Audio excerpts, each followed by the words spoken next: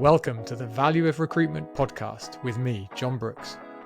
Sponsored by Atlas, the recruitment platform helping you become an AI-powered recruiter. This week, my guest is Sharon Newey, Managing Director at Super Fast Recruitment, a marketing consultancy that helps recruiters stand out in their sector. Sharon talks about the importance of being distinctive in your market and how a changing landscape has influenced the way we need to stand out from the growing crowd. We discuss how recruiters offer so much more than just hiring support and the need to position yourself in a way that you are seen as a strategic advisor. Sharon also shares her experiences working in the pharma industry and the parallels she sees in the changing world of recruitment. Enjoy the show. I hope you find it valuable. Sharon, thank you for joining us. You're welcome, Jon. Good to see you. You too. Now, I always ask people to jump in on the big question: how valuable is recruitment? Oh, it's a great question, isn't it? And personally, and of course, there's an element of bias here, isn't there? But actually, hopefully, what I want to chat through is a lot of great context because I think it's incredibly valuable. But let's look at some data. You know, when I was checking, when we came into the industry, sort of like nearly 20 years ago, compared to where it is today, we've gone from 6,000 recruitment companies to 30,000-ish agencies. And those 30,000 businesses, Jon, today are contributing just over 40 billion to our GDP, which is about 1.6% apparently of our economy. And I don't know about you, but I think that is a significant contribution. You know, but when you sort of like think more broadly in terms of, well, who uses recruitment companies? Of course, we've got all different kinds of businesses, you know, from small SMEs up to large enterprise organizations. And I think if you think about the environment that we're operating in today, we've got, one where employers are now having to deal with, increased minimum wage. They've got increased NI contributions.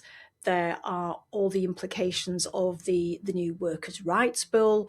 And so when you look at it with an employer's hat on, getting the right person, it's always been important, hasn't it? You want the right person for that job and your culture, your company in your business.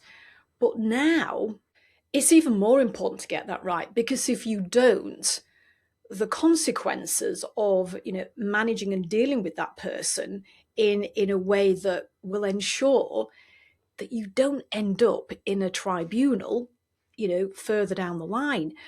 I think employers, you know, that there is an element of almost like fear and uncertainty in, we really have got to get this decision right.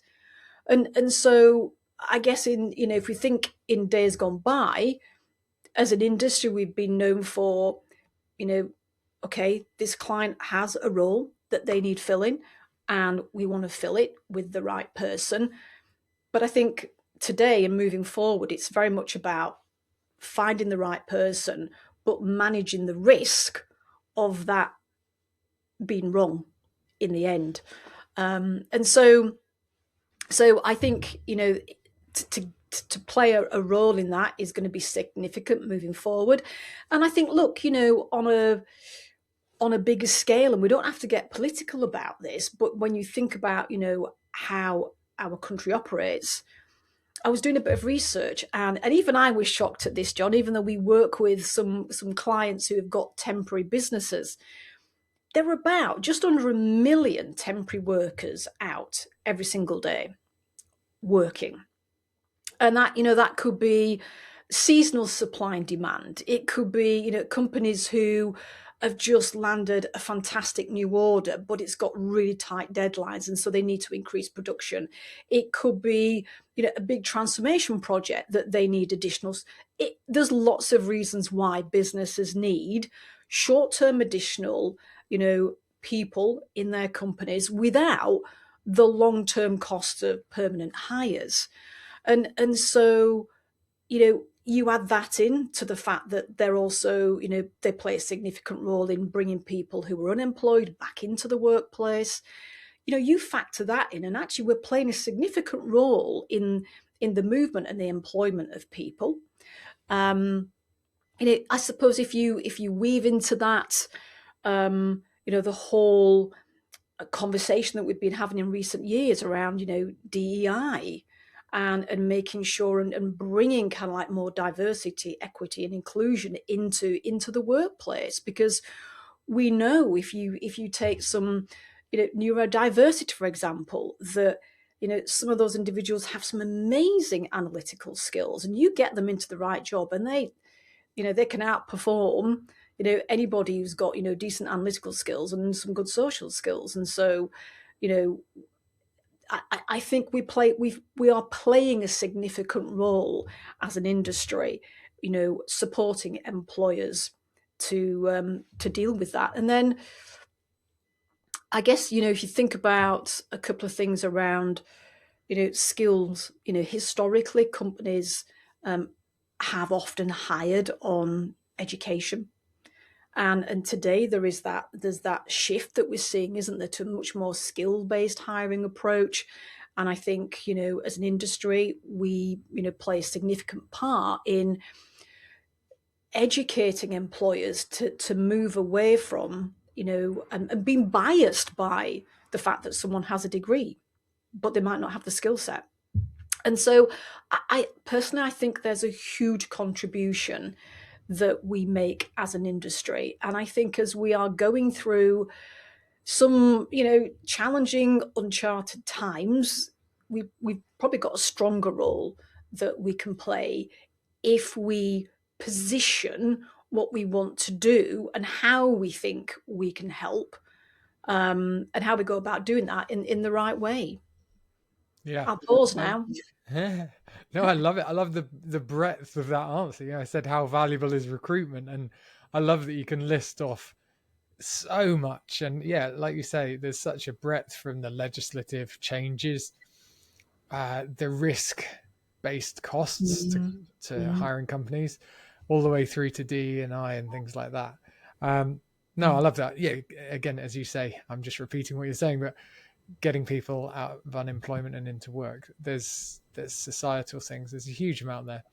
I really like the idea. For me, it feels like there's an opportunity, if our clients are more risk averse or more aware of the risks of taking someone on, taking the wrong person on, again, there's an opportunity there. Those clients might appreciate our services themselves. They might work that out, but not all of them do. So there's an opportunity, and I would say there's a call for us to tell recruitment agencies, let's point that out. Let's make the most of that. Let's say, look, this risk is happening. I'm sorry you're going through it. Yeah. Here's how I'm going to help you solve that. Yeah. No, absolutely. Because I think sometimes it's very easy, particularly for companies and owners who've been in the industry, a long time, and perhaps they've been working with clients for, considerable periods of time because they have long-standing relationships. And I think it's easy to fall into that trap of, well, they know what we do. Well, yeah, but what you did when you first started working with that organization probably 15 years ago compared to how you go about supporting them today, probably even 5 years ago, let's face it, John, pre-COVID, it will be different. And how do you know that they actually know? Because the number of times when people will have a little bit of a whinge and say, well, we're having a conversation with a client and they went to a different agency to hire this kind of person, but we do that. Well, that's because, employers pigeonhole all kinds of suppliers, not just ourselves, but they pigeonhole all kinds of suppliers for where they see they can help rather than actually where that supplier can actually help and support them. So I think there's a big job for people like yourself and I to to communicate that to our client base and support them to be able to do that with their client base and with employers. Yeah, and it's an interesting one. You can see why a client would value saying, "Oh, Sharon's my recruiter. I've worked with her for so long. She gets me. She knows what to Mm. do. She knows the business. I give her our roles or our people challenges, and she goes away and fixes them for me. Brilliant." Mm. But you need to be able to put yourself back in the conversation occasionally Yeah, and remind them of, first of all, what you're doing, and as you say, also what you can do, what you're yeah, capable of, so that you don't yes, miss out, as so many do, on yeah, a director level role or a C level yes, role where they say, "Oh, I didn't realize you did that. I had to go to someone else." yeah, yeah, Um, and that is just leaving money on the table. So really important, as you say, to communicate that and find the right yeah, way to do that. yeah, yeah. Now, obviously, you work supporting agencies with their marketing. Mm. What I'm obsessed with within marketing is, of those 30,000 agencies you mentioned earlier, how on earth do you stand out? So for the business owner listening to this, how how do you make sure you're not lost in the crowd, that the client Mm. we've just talked about doesn't forget who you are or why you're different? So can you give us some examples of how you've seen agencies really standing out in their market? Yeah, and I think it's probably more important than ever for agencies to really, you know, look at how they are doing this, because if we consider, for example, just as a contrast, that there's roughly a similar number of agencies in America as there are in the UK, but their population is 330 million versus our population of what, just under 70 million. So that just kind of like gives people a sense of how competitive this market really is. And I think that there are a number of ways that companies can stand out. You know, differentiating in a competitive market isn't easy. However, being distinctive is easier. And when you think about, if we go back to when you and I first started our careers, marketing for smaller businesses was far more challenging, because the kind of the channels that we used at that time and the costs of those channels, TV, print media, etc.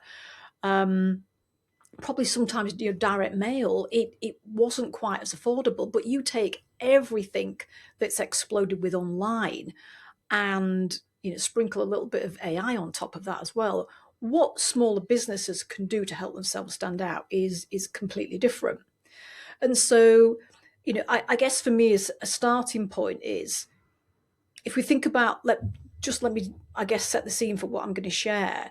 If you think about the business model classically from a marketing point of view, it was, you have a company brand, you have your products or your service, and then you have people who will then go and sell and deliver that product and service. And that's kind of like, that's how we would classically work as a business model.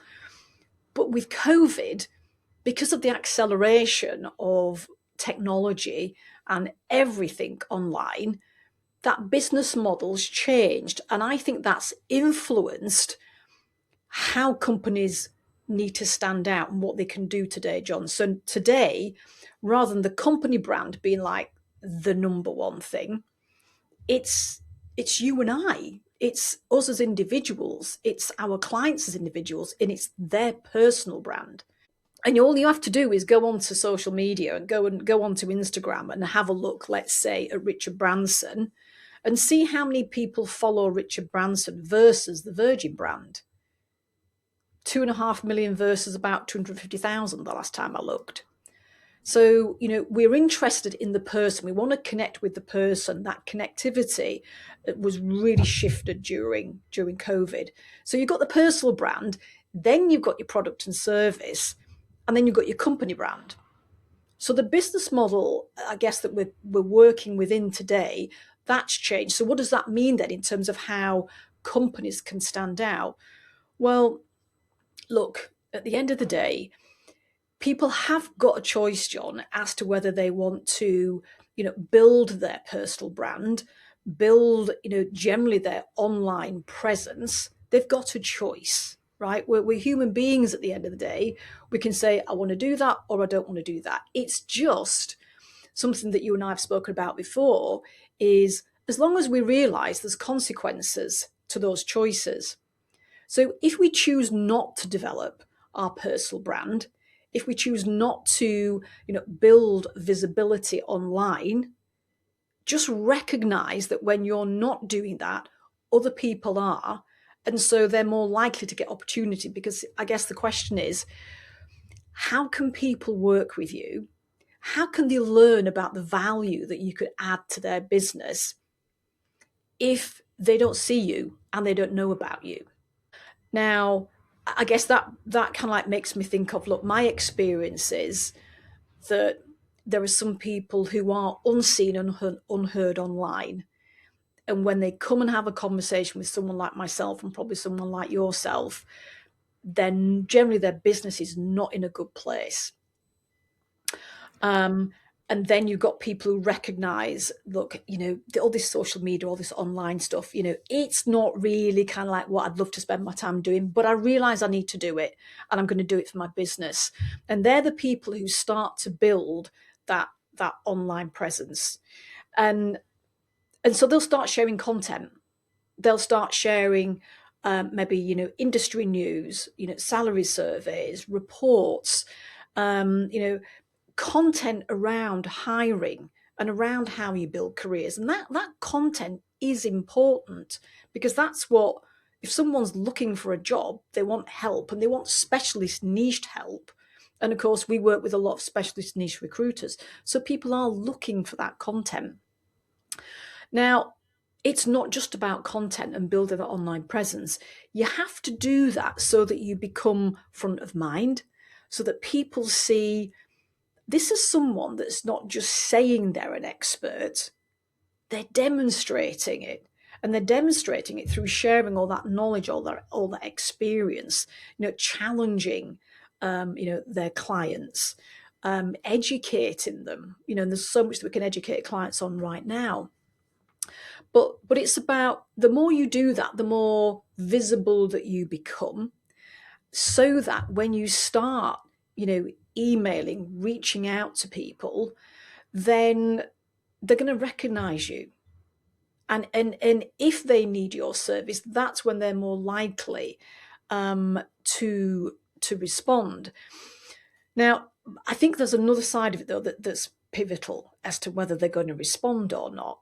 And I know this is kind of like a conversation that's incredibly close to your heart, is, does that prospective client see value in what you're offering? And it's very easy, and classically, what people will do is they will put together services and they think, well, these are my services, this is my suite of services, and I'm going to take them out to my market because I know there's a need in that market. Well, if we generalize, yes, I'm sure you and I would both agree with that. But when you look at the kind of services that people are offering today, and that could be career advisory, it could be help writing CVs, it could be a coach that's helping someone onboard at a faster pace. It could be market mapping services. The list goes on, doesn't it? And it's all well and good offering those services and having them listed on your menu and your website. But what data have you got to say that your audience that you're targeting actually want those services? And Yeah. sometimes, Sorry, that's a great question. And I think I've seen a lot of people who go out with, it's commendable that they think about, oh, these are useful things that I can give my market. mm, But then what engagement do you get back when you're sitting yeah, down with a client? Yeah, absolutely find the data and do the market research. But yeah, even if you've got that list already, just think about recent times where you've sat down with a client. what's the response been? What have their eyes lit up to, and what Mm. have they just kind of nodded past? Yeah, yeah, and I think also, when people perhaps are, reflecting on current conversations that they're having with clients, what are some of the themes that they are noticing, companies are talking about? So if I go back a couple of years, we started working with a client, and and something that she was talking to us about was, um, you know, quite a few of businesses, in the tech market, when the tech market had an awful lot of redundancies, and that was affecting smaller businesses, and they were kind of like reluctant to be paying, I guess, big chunks of cash out because of the risk of that hire not working out. And yes, you can backfill and everything. But anyway, she seemed to be having an awful lot of conversations where people were reluctant to pay her fees, and she didn't want to devalue herself. Um, so, so actually, she came up with, um, a different payment model. And it's interesting because that was a couple of years ago, but today a lot more companies are looking at different kind of flexible payment models, so that they can partner with companies in a way where the company maybe can manage cash flow differently. And so I think that's just a reminder that we need to listen. We need to ask more questions, and we need to listen more about what our clients are saying. And then, if we have an idea about, a different way of offering a service or a new service, um, that we test that idea out before we go to all the effort of putting it together, getting third parties involved, and then investing in marketing it for nobody to take it up. So I think people can stand out in that way by actually working with their clients in a different way to provide services that they do need, rather than just going out there and pitching this very similar suite of services and add-on services as everybody else. Yeah, um I think that's really interesting because yes, of course, anyone can say we also offer executive coaching. yeah, You know, that's just words are cheap. You can write that down. You can find there are plenty of exec coaches who yeah. can offer that service for you, Mm, or you might be able to do it yourself. But actually, if you can offer that, knowing that the need is there and yeah, knowing in which situation it's there, and then yeah, having a consultative conversation with the client and saying, "Look, yeah, you've told me this is happening. This might be valuable." That's yeah. far beyond just saying, yeah, we've got this. We've got A and B and C. Mm, yeah, yeah. And I think, that sort of like links, I think, to, something else that I feel quite passionate about as well is, and it's something that our clients have talked a lot about in recent years, is, historically as an industry, we've kind of had that label of being very transactional. And I think, we've talked for a number of years as an industry as well about moving away from that. Um, and I think now, if you don't have that focus of, shifting from being a transactional recruiter, filling roles, to being perceived as a more strategic advisor, a partner, a trusted partner, looking at that kind of status where you're at the table and you're able to have a different kind of conversation, a conversation that's about, well, okay, what are the plans in the business for the next 12 months? What will that mean in terms of, your skill set that's required? And, have you got that skill set? Have you got it in the volume that you need it? And so then what does that mean in terms of, human resource requirement, and, and roles, and everything else? And then, from that kind of conversation, well, then it might well be, obviously, that roles that need support, filling some new additional roles. But also, I think out of that conversation comes that broader opportunity, Jon, of, well, okay, so if this is going to be happening for them, well, actually, could I provide this service? Could I provide, support them with onboarding? If you've got a client that's got to bring on 40 to 60 people, rather than just filling those roles, what else could you take off the shoulders of that client and support them with? So let's say that brings me back to kind of what I was talking about at the beginning in terms of risk management. But if you were able to put together an onboarding program over 6 months that evaluated people, monitored people, etc., and that managed the risk of that person failing or not being right, and etc., well, then that's going to increase retention, isn't it? That's going to increase productivity for that client. That's going to generate additional revenue, because we know the cost of losing a skilled person.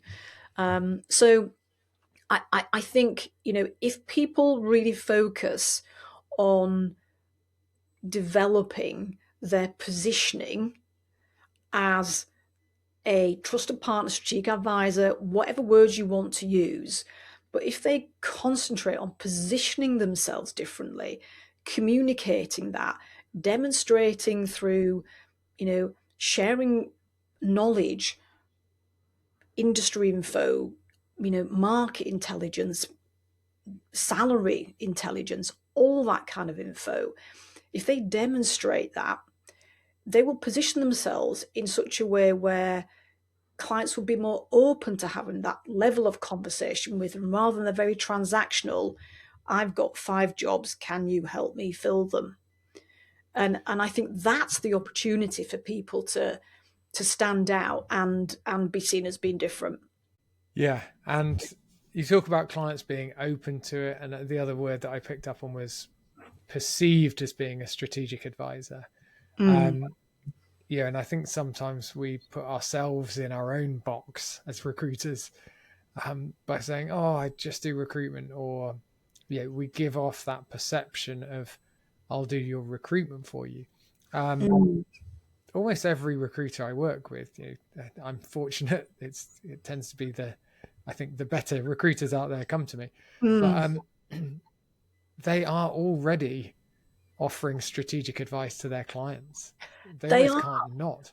Yeah, but they don't realise that they're doing that, Jon. Exactly. So yes, it's our responsibility to understand what we can offer.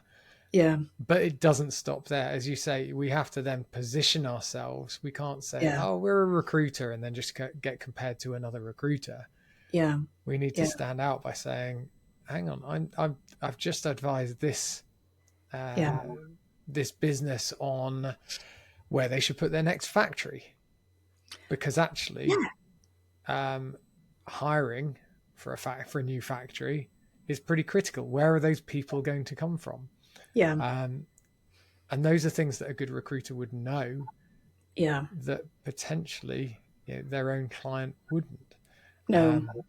I mean, I'm always surprised by how little clients know about their own businesses and decisions, but they're stuck in their own bubble. Whereas, I think almost every recruiter is working with tens, if not hundreds, of different businesses every year. Yeah. You bring all of that together. There's strategic knowledge there, which is valuable. There is, and I can think of two different sort of like finance recruiters that we've worked with, and one would work with a client strategically and almost guide them and tell them, look, this is how you need to reorganize this finance department, to be doing what you're talking about doing. And that if you had, KPMG or McKinsey doing that kind of thing, they'd be charging, a lot of cash, wouldn't they? But there you've Yeah. got, just a really good, experienced kind of like recruiter who's doing that as part of their service, value add, strategic advice, and really kind of like not charging for that. And they've got somebody else who actually recognizes the value that they're offering. And well, let's say you've got someone doing that here on through almost like a contingency model, somebody doing it here on more of a retained model. I know that that's our industry jargon, but somebody here is charging 35%. And the inputs are significant, don't get me wrong, there's more inputs here than here, but both these individuals have a huge amount of experience. One seeing it and is creating a model and a way of working and communicate, very good at communicating that, and this person over here isn't recognizing the value. Everyone is talking about AI powered recruiters, but what does that actually look like? With Atlas as your CRM, it means every interaction with your candidate is automatically captured and searchable. If they mention their salary in an email, it's instantly recorded without you having to write anything. And behind the scenes, Atlas discovers every company that a candidate has worked for, the industries those companies operate in, as well as things like company size and description. All this means you can do your job much faster and add more value to your clients. To learn more about Atlas, go to recruitwithatlas.com. We both come across recruitment leaders who say, I feel stuck in contingent. Yes. And it only takes a couple of minutes talking to them to say, well, hang on, you have all the skills, you are able to offer incredible value to your clients. Absolutely. So yeah. It's almost you are holding yourself back. You don't want to be in this situation, but it's on you to challenge yourself and get to the point where you can say, actually, I can position myself as worth investing in, worth committing to, which is what a retainer is. That the client says, I really want that. And of course I'm willing to pay for it because, hey, if nothing else, I'm saving $100,000 on McKinsey. Absolutely. Yeah. And I think people don't know what they don't know. They don't realize what they know. Yeah, I mean, that kind of leads on to something, again, we've talked about on a previous day. You've got a really interesting model about where business owners get stuck and how they get unstuck. So I think that'd be really nice if you could share that. That's only one example, but if someone's stuck in a contingent saying, oh, why can't I present my value? Why can't I position myself as high value? How do you see people transition out of that and escape almost from that? Yeah, I think, and it's a good point. And I think you've probably sort of seen, more of it, I guess, as the market's been sort of quite challenging in the last 12, 18 months. But, if you have a business that, you've been operating for many, many years, you've had that kind of real loyal client base, loyalty hasn't been the same in recent years, and people see their market dwindling if they've not been active with marketing and BD, etc. And so people, find themselves with a business that's kind of like, contracting or is flat and it's not growing how it was.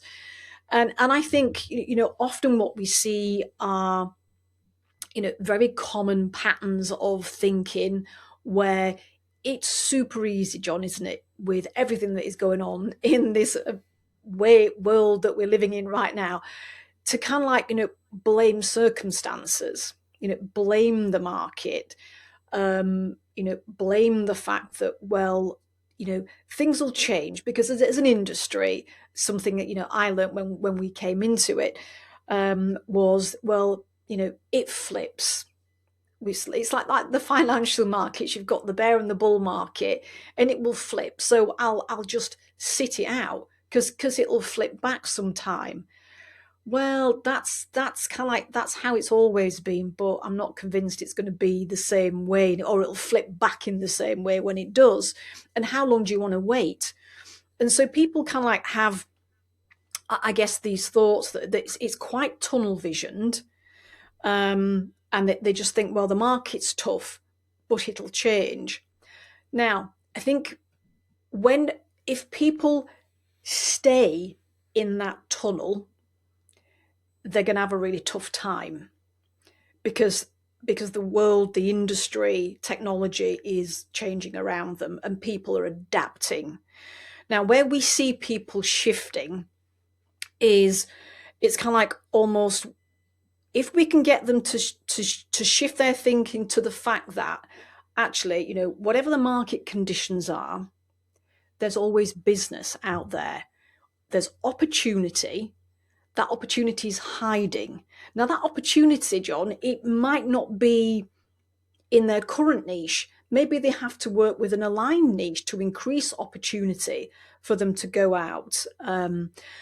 Maybe they do. We've had clients this last couple of years, who actually have, shifted niches or added a niche on quite different for them, but they've gone and they've found opportunity because they believed that opportunity is there. And if you can get someone to make that small shift, I say small, but for some it can be bigger than others, then suddenly that just kind of like, it's almost like it opens up the doors to kind of like a bit of a slightly different world. And then if they realize, well, okay, there is opportunity out there, but it's about me going and finding it and grabbing it rather than it coming to me.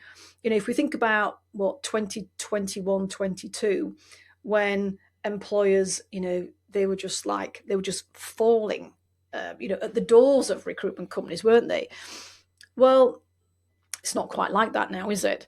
So, I think if people shift through that fear and that ignorance of blaming the market, take some responsibility and just open their eyes to the fact that, okay, there is opportunity out there. There's always opportunity.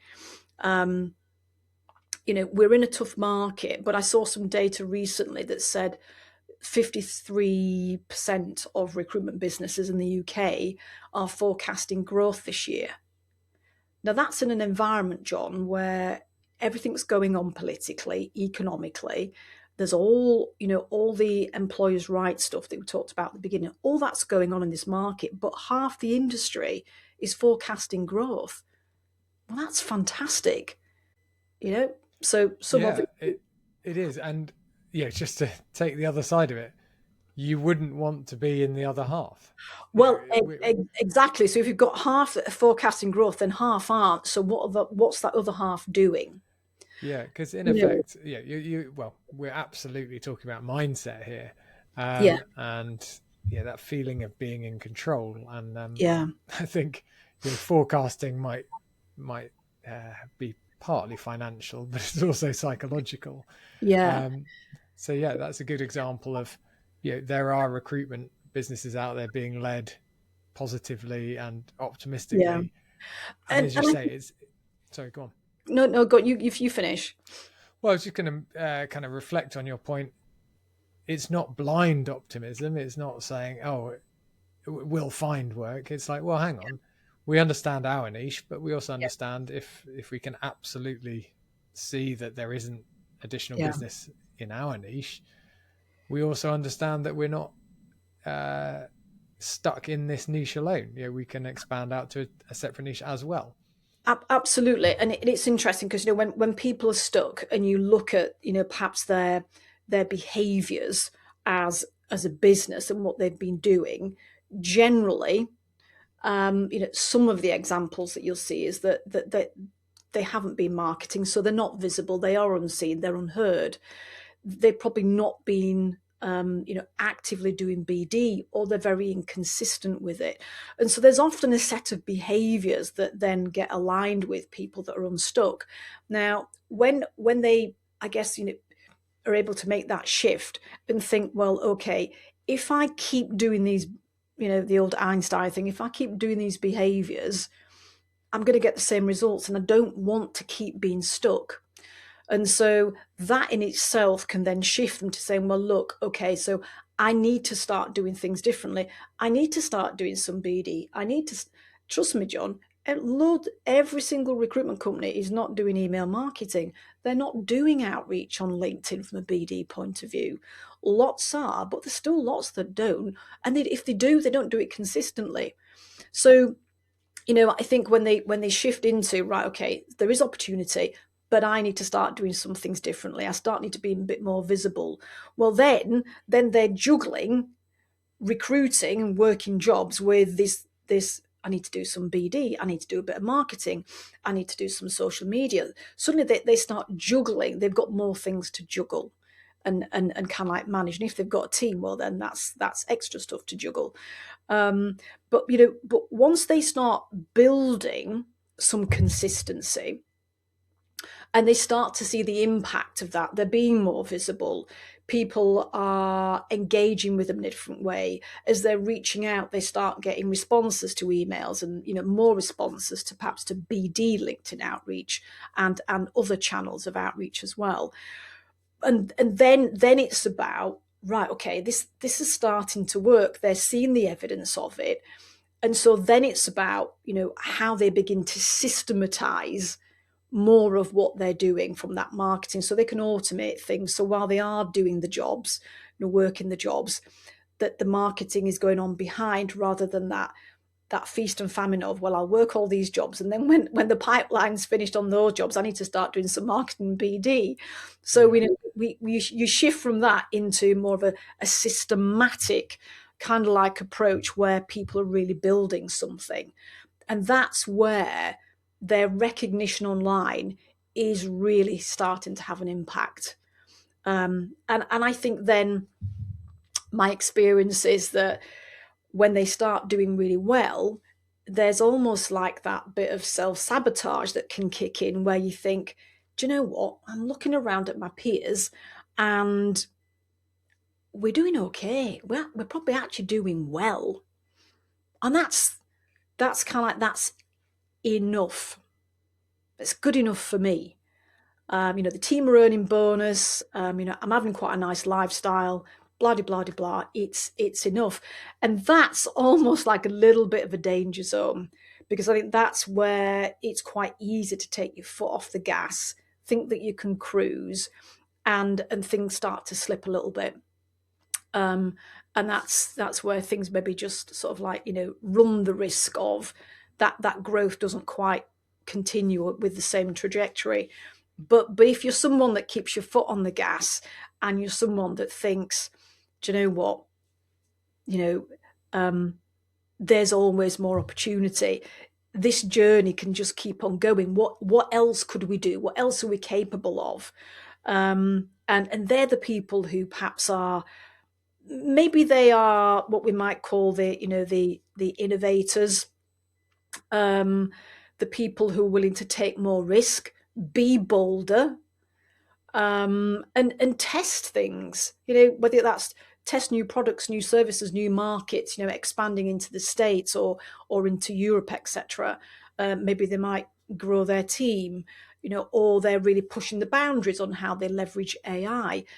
There's just they're the businesses that really, I guess, are pushing the boundaries and are flying, as we would call it. Yeah. One of the words that jumps out at me from that is being bolder. A lot of the things we've talked about are how do we stand out, and it seems scary to be bold, to say I'm going to put my head above the parapet. In various stages of life we're told get your head down, don't cause a fuss, don't get too much attention, but from a business perspective, being bold is so important commercially. And one of the examples I often use is guarantee periods, which almost every recruiter offers. But if you say, well, I offer this guarantee period because so does everyone else, then you're trying to be in the middle of the pack Yeah. and there's nothing bold about it at all. But then what are the consequences of that? Actually, you get ignored because they, Mm. oh, right, so you offer what everyone else does. I'm not going to pay attention to you. Mm. Whereas if you offer double as much guarantee as everyone else, it gets attention. Mm. You need to back it up, in my opinion, with justification and logic as to why you're doing it. Yeah. But in terms of impact, clients will say, "Oh, you're standing out. Yeah. You're being bold." Yeah. Um, I often talk about clients. Clients can smell fear, Yeah. in negotiations, and they can smell a Yeah. lack of confidence. Yeah. But they can also smell boldness and bravery and confidence, and the fact that you're flying. Mm. Um, just wrapping up on guarantees, the other thing I love to say on that is you can go the other way. You can offer no guarantee at all. So if everyone else is offering a 3-month guarantee period, let's Mm. say, you say, no, we don't offer guarantees. Mm. And again, that boldness is so intriguing to a client. They'll say, oh, why is that? Yeah. And if you back that up by saying, well, it's because, and then you explain why you're different, but you've got the client to engage in that question, which Mm. means you're positioning yourself differently. Yeah. No, and and I think bold can manifest in sort of like different ways. Bold, some people might kind of like think, well, bold means that you've got to be super innovative and everything. And I can think of Mm. someone, that we're working with at the minute who is being incredibly innovative in their market because of the kind of market that they're in. But then I can also think of, a lovely US-based client of ours, and within 3 months of him working with us, he had very little online presence. Really kind of like worked hard to build that over quite a short period of time. And he was working in quite a niche market, and everybody around him, so all the peer group that he knew as recruiters, because he had 3 or 4 people around him that he kind of like collaborated with on splits and things, but he was building his own brand as well. And everybody, these other people, should I say, not everybody, but these other people were doing quite large scale marketing email campaigns, and having varying results. And so Mark decided that he didn't want to do that. He would do the complete opposite. And so we worked with him on a really tailored marketing campaign where he took some of our content, really did lots of research about his niche, put lots of data into the content. He really personalized his content, and he sent out an email campaign to about 200 people, John. Now, for the effort that he put into creating this series of what kind of like articles from the content that we provide, a lot of people would not have put that time and effort in for such a small group of people. But by being bold and deciding to go against the grain of what his peer group were doing, which is, what you've been talking about, he sent out this email campaign, did some follow up, and got several responses from it, from the first kind of like email that went out.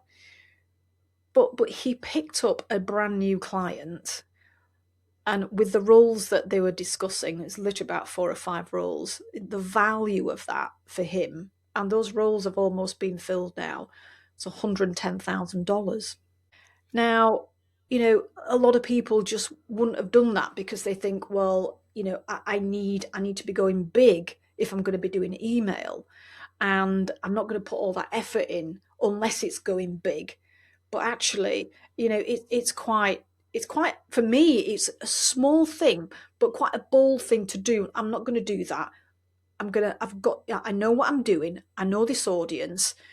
I'm going to personalize it. I'm going to really, really niche, and here presto, it Yeah, works. So I I think guess that's such a good lesson. Yeah.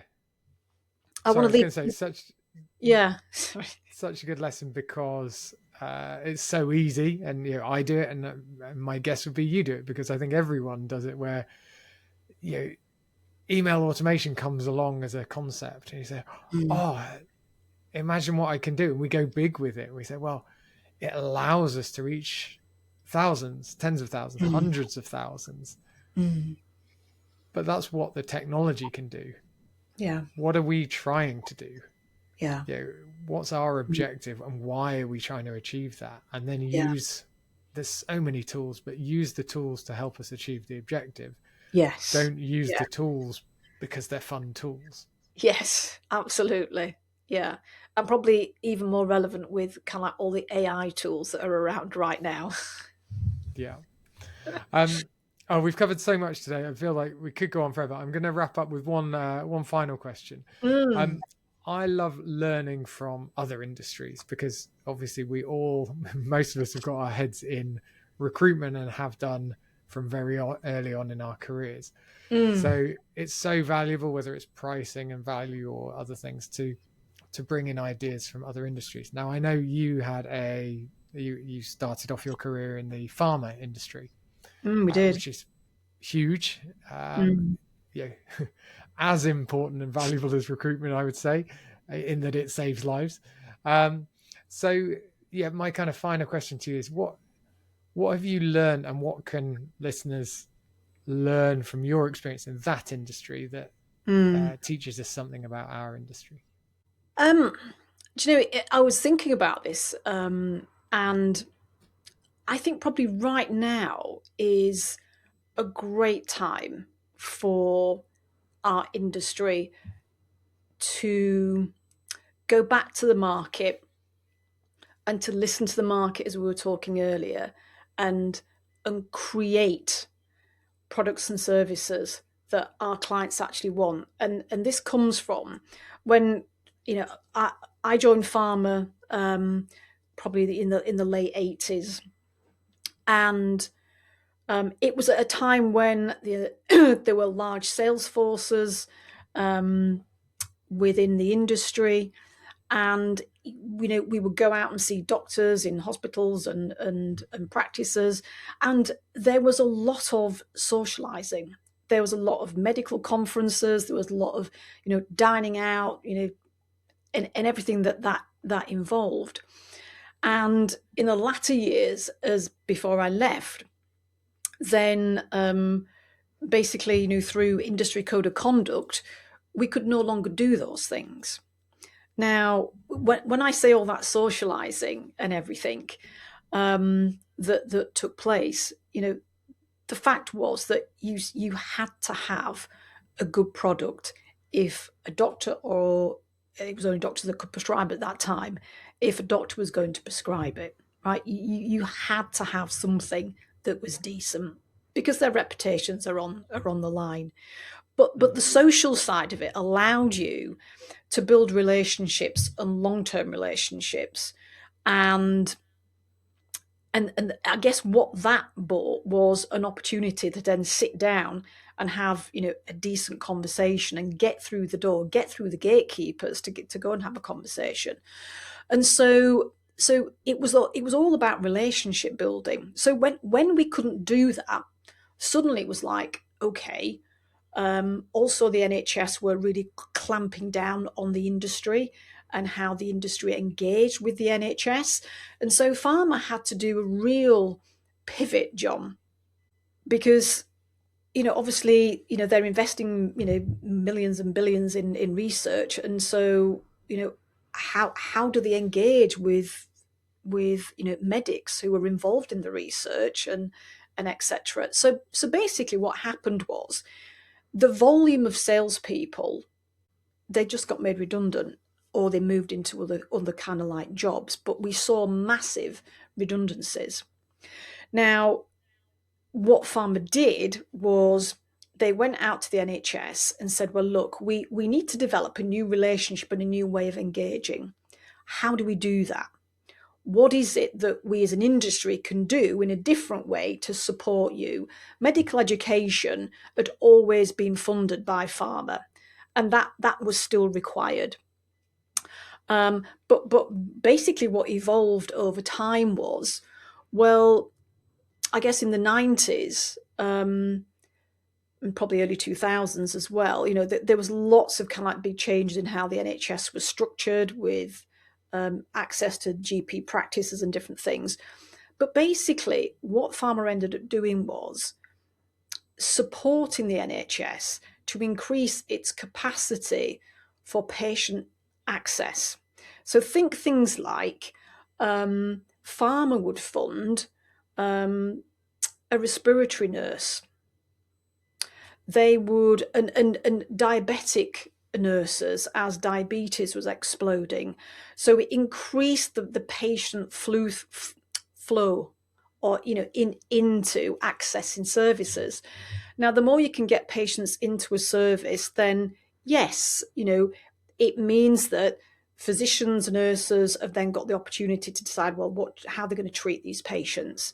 And that's, you're creating market access, I guess. The medics have still got to make the decision and their prescribing choices on what they're going to choose. There was this body called NICE, the National Institute of Clinical Excellence, that got set up to evaluate. Once drugs had been approved, they evaluated, were the NHS going to fund them? And if so, how, to what degree, and who would have access to them? And what Pharma did was they had to develop new roles. So all the salespeople they made redundant, they developed new roles, and they were, people who modelled. I can't remember, clinical evaluation pharmacists, and they would model, if you treat this population size with, this medication, this medication, this medication, this would be the impact, clinical outcomes versus investment from an NHS point of view. So you had all these different kinds of roles going out. We developed relationships with non-prescribers, but policymakers. It completely transformed how Pharma engage with the NHS. Definitely not perfect at all, and I still think it's probably work in progress from what friends who are still in there talk about. But it forced a real shift in how those industries engage. And so I think the parallel for our industry is, it touches on what we spoke about earlier, is, it's not for us to dictate what we take out to the market. Yes, we know clients want help finding the right people and filling roles and everything, but let's go out, let's have a different conversation with them. Let's understand what are they grappling with everything that's going on right now as an employer running a business, and what do they need support with? What can we educate them on? What services could we add in that is complementary? So what we're doing, we're designing services that our market will want. And so, if you think about, how industry perhaps, are using AI, from an internal recruitment point of view, they are finding their way in very much the same way as we are, and as recruitment companies are. But I guess there will be a lot of innovators within our industry who actually can support their client base. But it's how they go about doing that, and what kind of support do they need? Well, if they don't go and have that conversation, John, they're not going to know. So I think it's almost like going back to some real basic marketing principles, isn't it? Where in an ideal world, you do your market research and you create your product to fit that market. Whereas, sometimes with enthusiastic business owners and entrepreneurs, they have great ideas and think, well, this is what I'm going to create. Well, let's go and create things that people need. Let's create Yeah. services that people need. And I think that farmer example is really good. Yeah, as you say, the parallels are pretty strong. Yeah, the government hasn't stopped us from talking to our clients or No. entertaining our clients, but how have cold phone calls changed? How has Yeah. LinkedIn outreach, email outreach changed? So Yeah. we are having to adapt, and there's such a clarity in looking at how someone else has done things. It's much harder to see how you do it. It is. Um, And I think just last little thing is mm, that today as well, um, we are working with buyers who are so much more informed before they reach out to us. yeah, They know what their problems are most of the time. They know what their problems are. They've done research, um, and so we're entering the conversation, at a different point than perhaps we were many years ago. So yeah, it's going to be interesting times. it will. But there's huge opportunity There's within that. And again, absolutely loads of opportunity. There really is. yeah, and sitting down with clients, I think it's almost the speed of change means we need to be sitting down with our clients more often and Yeah, asking those questions more often.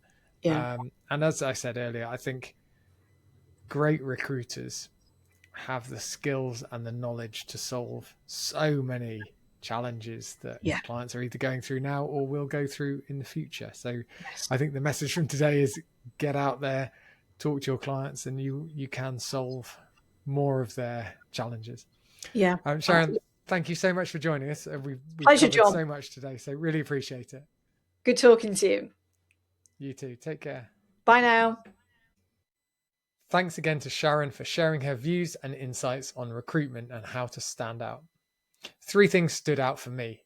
First, the critical importance of being distinctive and the changing ways we can do that.